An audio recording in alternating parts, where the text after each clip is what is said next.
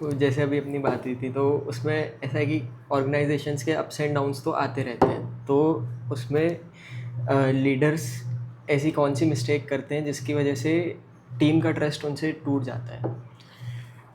मेरे ख्याल से इसमें सबसे इम्पोर्टेंट है, ट्रस्ट टूटने का रीज़न है कम्युनिकेशन। कम्युनिकेशन अगर नहीं हुआ, आप घर में भी देखो, हस्बैंड वाइफ अगर या बात नहीं करेंगे, या मम्मी डैडी या भाई बहन, सो ट्रस्ट टूटता है। आपने वक्त पे फिर साथ नहीं दिया आपने, अगर तुम तो जैसे आप आर्मी में देखो, आर्मी में कितना डिसिप्लिन होता है, डिसिप्लिन, इंटीग्रिटी। सो जो लीडर होता है, he has to be fair. उसको अपना, जब मैं, मान लीजिए आप मेरे पड़ोसी हो, आपसे मेरा अच्छा रिलेशन है, ये मेरा पड़ोसी नहीं है, ये दूर रहता है मान लीजिए, तो मैं इसके साथ बोलूँगा नहीं नहीं, मेरे को पड़ोसी से ज़्यादा फ़ायदा है, मुझसे बना कर रखूँगा। आप गलत काम कर रहे हो तब भी मैं आपका साथ दूंगा, इनका साथ नहीं दूंगा। ऐसा नहीं होता। जो गलतियाँ होती हैं, बहुत सारी गलतियाँ सब लोग लेवल पे सब लोग करते हैं, कोई, लेकिन फेयर होना चाहिए। मेरे को आपसे काम निकालना है, मुझे डांटने में कोई दिक्कत नहीं है, क्योंकि मेरे को, आप देखिए, अगर आप मुझे सैलरी दे रहे हो, आपने मेरा टाइम खरीद सकते हो। आप मेरा जो 8 घंटे की आपने मुझे सैलरी दी, मैं आपके साथ काम करूँगा, लेकिन आप मुझे अपना फिर नौकर नहीं बना सकते। आप मुझे, मेरी भी फैमिली लाइफ है। So humanity is important in this. तो लोग ये सोचते हैं हमने इसको सैलरी दे रहे हैं, जितने घंटे काम कराना है हम कराएंगे, जो बोलेंगे वो करेगा, टारगेट अचीव करना है। पॉइंट गलत नहीं है, लेकिन आप उनके उसके साथ भी कितने खड़े हो, आप ये इम्पोर्टेंट करता है, किस वक्त पे कितने साथ खड़े हो, और आप कितने उसको, फैमिली को भी हेल्प कर रहे हो साइकोलॉजिकली। देखिए, पैसा आजकल जनरली कोई किसी को देना नहीं चाहता, कोई एक रुपये फ्री में भी किसी को नहीं देता, nobody gives. My concern is कि आपने उसके वक्त को एडवाइस दे के भी, और ट्रस्ट फैक्टर इसमें फिर से इंपॉर्टेंट फैक्टर होता है। ऑर्गेनाइजेशन जब भी गिरती है ना, तो उसका सबसे बड़ा कम्युनिकेशन एक फैक्टर होता है, और डिक्टेटरशिप एक फैक्टर होता है। मैं बोल रहा हूँ ना करो ऐसा, सामने वाले को, आप जूनियर्स क्या चाहते हैं, आप मेरे बॉस हो, मैं आपकी बात सुनूंगा, जो बोलो करूँगा, लेकिन मेरी बात तो आप सुन लो कम से कम। लिसनिंग फैक्टर, आप खाली मेरी बात सुन तो लो, आप मत लाइक करना, मेरी बात सुन तो लो।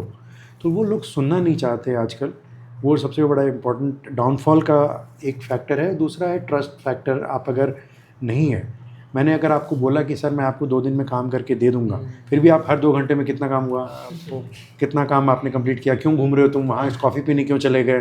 तो माइक्रो मैनेजमेंट जब आप करने लगते हो ना, तो फिर लोग, देखिए, लोग छोड़ के जाते हैं, कोई खरीब बुरी बात नहीं है ऑर्गेनाइजेशन।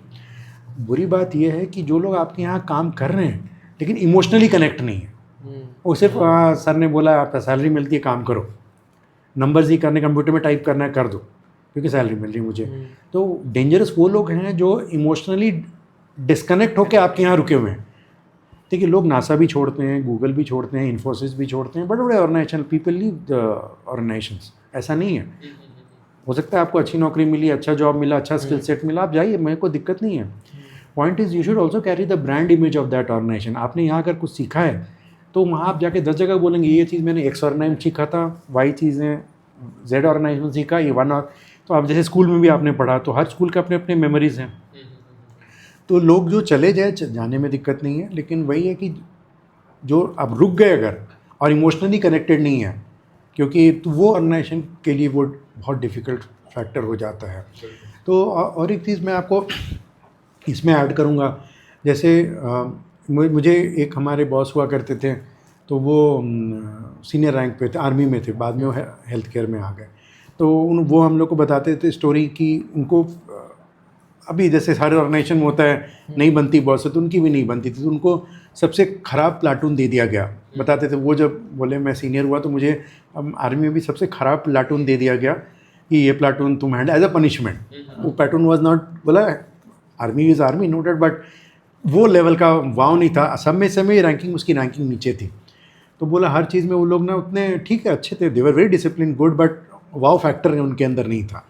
तो वो बताते थे हम लोग को कि मैंने उनको बहुत ट्रेनिंग दी, सोचा कि उनको एलिवेट करूं, लेकिन पता नहीं वो कनेक्ट नहीं हो पा रहा था। वो मैं इतना डिसिप्लिन, इतना ये पनिशमेंट दे के भी, तब भी उनको मैं उस लेवल पे नहीं उठा पा रहा था मैं। तो उन्होंने बड़ा अच्छी चीज़ बोला। फिर बोला मैंने क्या किया, मैंने बोला, वो बताते हैं इन लोग की अपनी अपनी कॉलोनी होती हैं, बोला इन लोग को मैंने मॉर्निंग जब जॉगिंग होता था, पीटी होता था, कुछ रेस होते थे, मैं इनको अपने कॉलोनी के अंदर कराने लगा।